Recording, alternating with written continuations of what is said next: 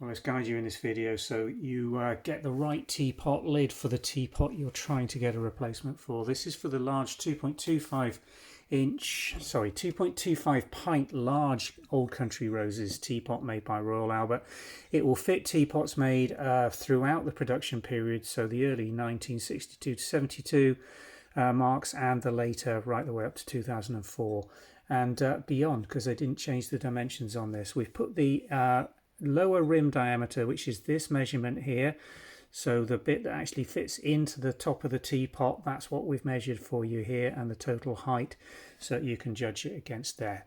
Do be aware they did make a smaller medium 1.5 pint teapot, which is a smaller lid and a different diameter.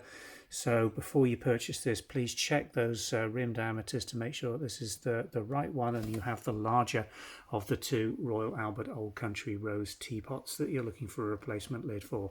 So I hope that's given you the guidance you need. The measurements are all on the website listing for this lid, and it's in perfect condition. Really nice bright gilt glaze, and everything about it's absolutely fine, as you would expect from us. Thanks for watching.